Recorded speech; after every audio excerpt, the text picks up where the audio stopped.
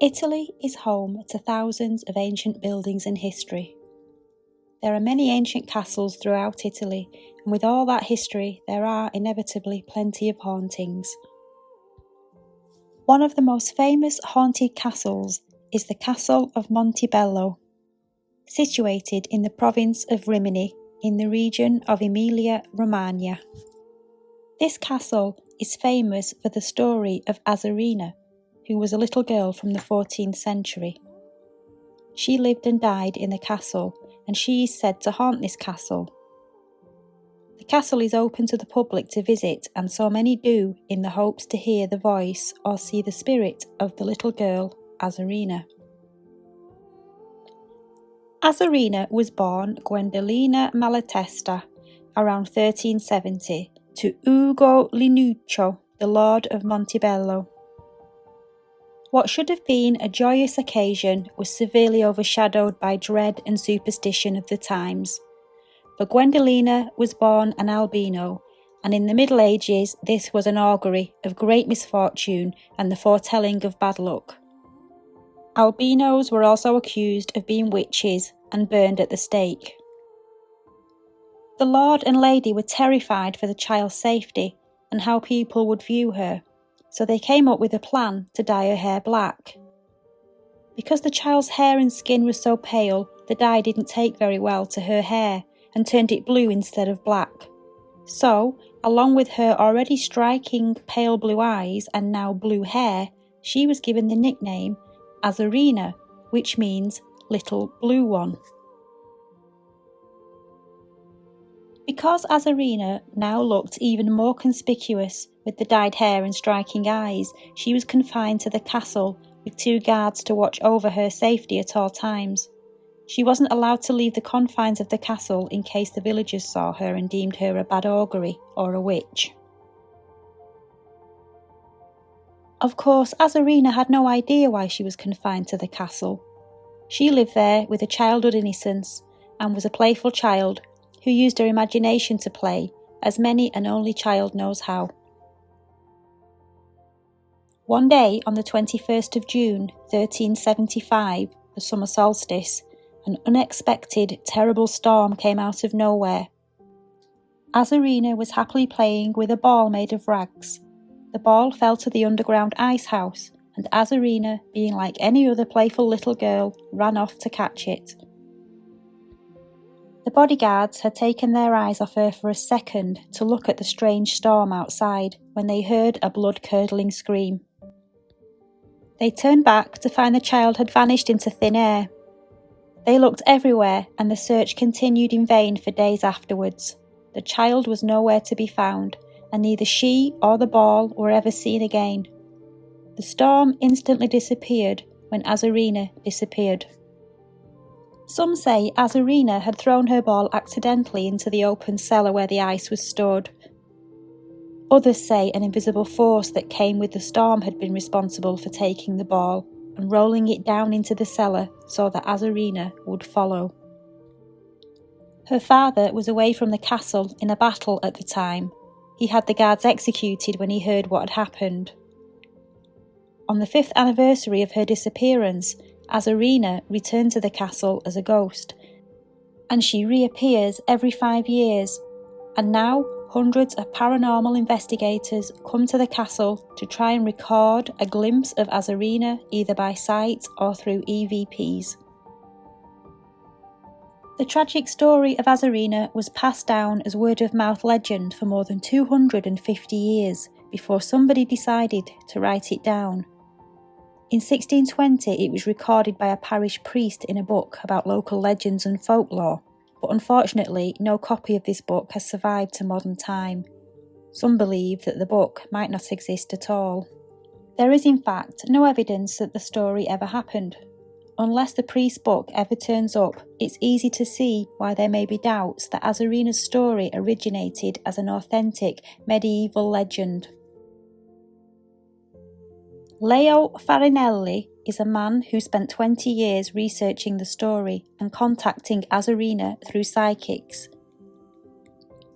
He claims that through his contact he learned that Gwendolina was actually born in 1375, to Uguccione della Faggiola and Costanza Malatesta. She was not actually albino, but blonde-haired and Nordic-looking. This made Uguccione suspect that the girl wasn't his. Costanza insisted that she never cheated on her husband, but there was a blonde-haired French guard in the castle who resembled Azzurrina. At the age of 8 years old, Azzurrina disappeared from the castle in December 1383. If Farinelli's research is correct, then the story got spiced up a bit over the hundreds of years it was passed down. The albino element, which Farinelli claimed was added by the priest who allegedly wrote the story down in 1620, might have covered up the real and more disturbing cause of Azzurrina's disappearance: murder. It has been suggested that the palace guard was Azzurrina's real father, and Uguccione arranged for her to disappear to save himself any embarrassment. Whichever of the stories are true, one thing remains. The castle appears to be haunted by the presence of a child who has been heard laughing and crying over the years. There have been investigations into the sounds, and paranormal researchers have visited on several occasions and still do to this day. There have also been many sightings of Azzurrina at the castle by members of the public. You are about to hear some of the EVPs that were captured by professional sound engineers who visited the castle. These EVPs have baffled paranormal researchers. The sounds captured depict the voice of a frightened child and made me feel very emotional while listening to them. Therefore, viewer discretion is required, as some viewers may find the sounds distressing.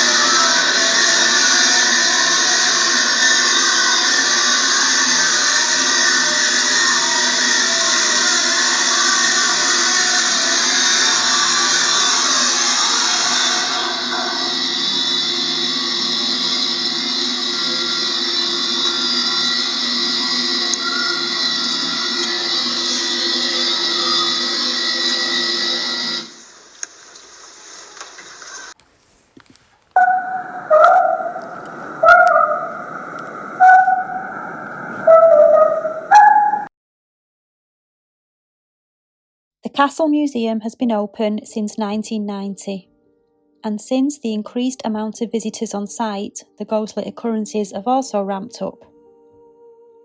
Is this a spectre playing up for the crowds, or is it because it's always been active but now more people are able to visit and experience this for themselves?